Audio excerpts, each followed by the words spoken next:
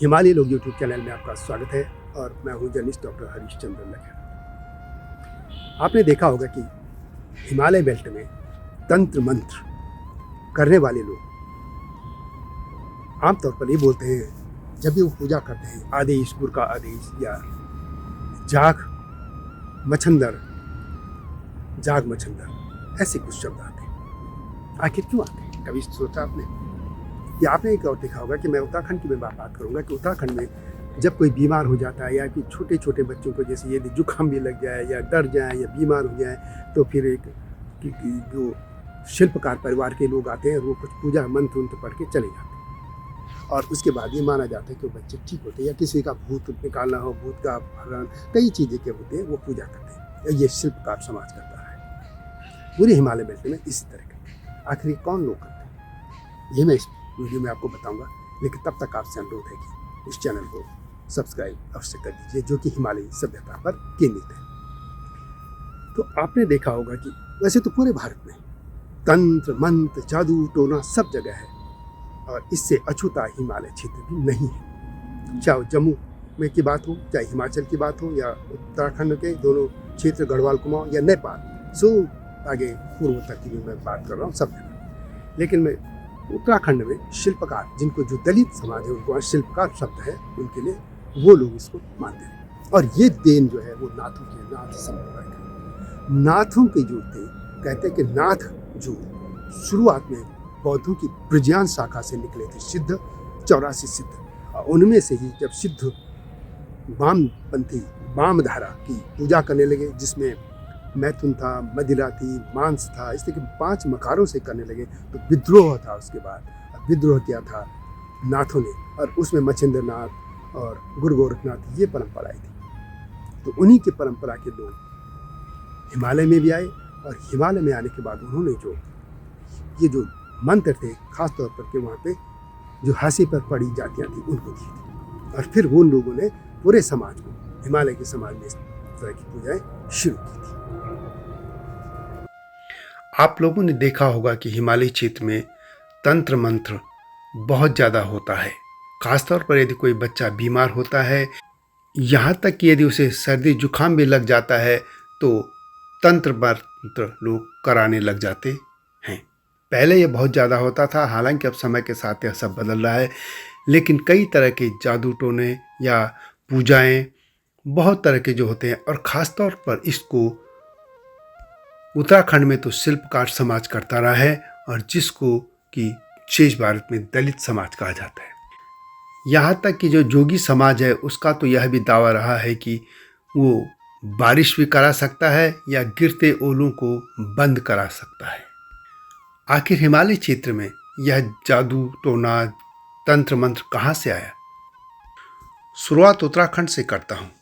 उत्तराखंड में जितना भी आप तंत्र मंत्र देखते हैं, यह सब नाथ संप्रदाय की देन है। नाथ संप्रदाय ने ही उत्तराखंड में तंत्र मंत्र पहुंचाए थे और यह सब उन्होंने शिल्पकार समाज के माध्यम से पहुंचाया। वैसे भी नाथ संप्रदाय में अधिकतर वही लोग थे जो कि समाज के हाशिए पर पड़े लोग थे, यानी वर्ण व्यवस्था के जो अंतिम पायदान में लोग थे वही अधिकतर नाथ संप्रदाय से जुड़े थे। वैसे तो मानव सभ्यता में आप कभी चले जाइए, वहाँ पर हर तरह की पूजाएं होती हैं और इसी तरह के तंत्र मंत्र और सब कुछ हर धर्मों में मिलते हैं। लेकिन यदि मैं हिमालय की बात करूँ तो हिमालय क्षेत्र में तंत्र मंत्र यह सब पहुँचाने का काम नाथों ने किया था। और नाथों में भी जो ये मंत्र पहुँचाने का जो श्रेय जाता है वो है कनीप नाथ को। कनीप दास को कृष्णपाद भी कहा गया है और वे गुरु जालंधर नाथ के शिष्य थे। जैसे कि मैं पिछली वीडियो में बता चुका हूँ को 9 नाथ और 84 सिद्ध हुए हैं और यह बौद्ध धर्म की शाखा से निकले थे और बाद में जब बौद्ध धर्म का पतन हुआ तो ये शैव समाज में आ गए, यानी भगवान शिव के गुणगान करने लगे थे, भगवान शिव के ये भक्त हो गए थे। बौद्धों की जो बज्रियान शाखा है वह तंत्र मंत्र में बहुत विश्वास करती है और वहीं से यह तंत्र मंत्र हिमालय क्षेत्र में पहुंचा और इसका खासतौर पर नाथों ने अपने साथ हिमालय क्षेत्र में फैलाया था। तिब्बत की परंपरा में हम देखें तो इनको कणहप्पा, कान्हुप्पा या कानपा आदि नाम से पुकारा जाता है। कुछ लोग कहते हैं कि कनीफ दास कर्नाटक के थे, कुछ कहते हैं कि उड़ीसा के थे, लेकिन जो भी हो वे गुरु जालंधर के शिष्य थे। गुरु जालंधर नाथ और कृष्णपाद कापालिक मत के थे और कापालिकों की जो साधना होती थी उसमें स्त्रियों से योग होता है। और यह पहले भी कह चुके हैं कि सिद्ध जो थे वो वाम मार्गी हो गए थे, यानी वो जो भी पूजा करते से उसमें 5 मकार यानी महिलाएं भी थी, उसमें मैथुन भी था, मद्य भी था, मांस भी था, इस तरह के 5 चीज़ें वो इस्तेमाल करते थे। लेकिन धीरे धीरे कम होता चला गया था, परंतु चीज़ें तो शेष थी ही। नाथ संप्रदाय में ये मान्यता है कि कनीफ नाथ ने हिमालय में तपस्या की थी और हिमालय में हथिनी के कान से प्रकट हुए थे। कुछ लोगों में यह भी मान्यता है कि कनीफ दास भगवान ब्रह्मा के पुत्र थे। उनको लेकर यह भी मान्यता है कि उन्होंने बद्रीनाथ धाम में 12 वर्षों तक तपस्या की थी और इसके अलावा कई वर्षों तक जंगलों में योग साधना भी की थी। इसके बाद उन्होंने वहाँ के जो दीन दलित थे, यानी आज के जिनको शिल्पकार कहा जाता है, उनको अपने उद्देश्यों के माध्यम से भक्ति मार्ग पर चलने की भावना उनमें जागृत की थी। उनके शिष्यों में आमतौर पर पहाड़ के जो आज के शिल्पकार हैं वही लोग थे और उन्होंने उनकी पीड़ाओं को दूर करने के लिए कई रचनाएं रची थी और उन रचनाओं से लोग जब गाते थे या उनका जाप करते थे तो उनके दुख पीड़ा आदि दूर हो जाते थे। कनीफ दास को लेकर यह भी कहा जाता है कि उन्होंने अपने गुरु से हेवरज सिद्धांत का ज्ञान प्राप्त किया था।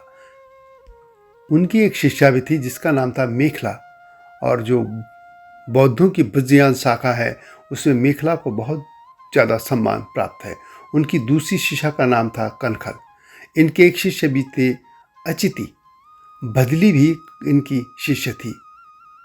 यह भी कहा जाता है कि कृष्णपाद यानी कनीफ दास कपालिक से ज़्यादा शैव योगी थे। शैव यानी भगवान शिव के भक्त। उनकी आरंभिक जो साधना थी वो कापालिक मत से हुई थी और तंत्र साधना हेवरज साधना से प्रभावित थी। और उन्होंने जो भी तंत्र मंत्र सीखे थे वह हिमालय के में जो लोग थे उनको दे दिया था। और इसके बाद जो उनके शिष्य थे, खासतौर पर जो आज के शिल्पकार समाज है, वो फिर इन तंत्र मंत्र के सहारे पूरे समाज की सेवा करने लगे थे। आज भी यदि जागर लगाने से लेकर और भी जो पूजा पाठ होते हैं या तंत्र मंत्र या जागे या कई बार जो भी पूजा करनी होती है तंत्र मंत्र साधना में, उसमें दलित समाज का ही योगदान रहता है। और यह सब नाथ पंथ से आया था और इसमें कृष्णपाद यानी कनीफ दास का सबसे ज़्यादा योगदान रहा है। हालांकि कुछ लोग कहते हैं कि पूरे हिमालय क्षेत्र को तंत्र मंत्र में झोंकने का काम यानी अंधविश्वासों की तरफ धकेलने का काम नाथों ने किया था, परंतु यह भी सत्य है कि तंत्र मंत्रों की जो साधना होती है या जो भी वज्रयानी शाखा हो या शैव मत या जो दूसरे मत हैं उसमें जो भी तंत्र मंत्र होते हैं उनका श्रेय इन नाथों को ही जाता है। नाथ संप्रदाय में भगवान शंकर को आदिनाथ और दत्तात्रेय को आदि गुरु माना जाता है। इन्हीं से आगे चलकर नवनाथ और 84 सिद्धों की परंपरा शुरू हुई थी। तिब्बत में भी सिद्धों को पूजा जाता है और नाथों को नवनाथ के तौर पर जाना जाता है।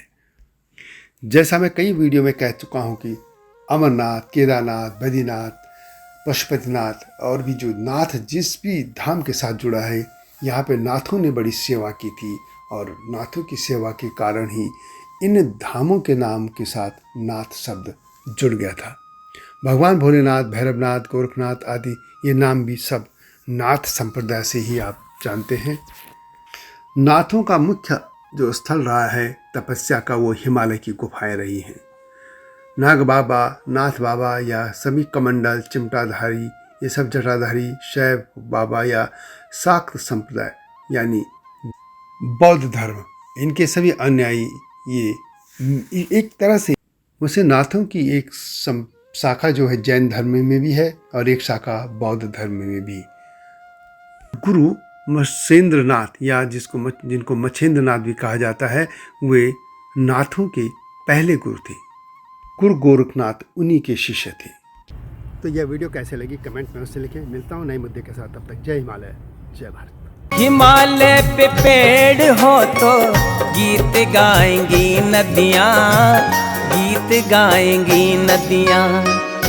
पेड़ों पे चिड़िया है तो गीत गाएंगी नदियाँ, पेड़ों पे चिड़िया है तो गीत गाएंगी नदियाँ। माँ की लोरी जैसे होते हैं नदियों के गीत।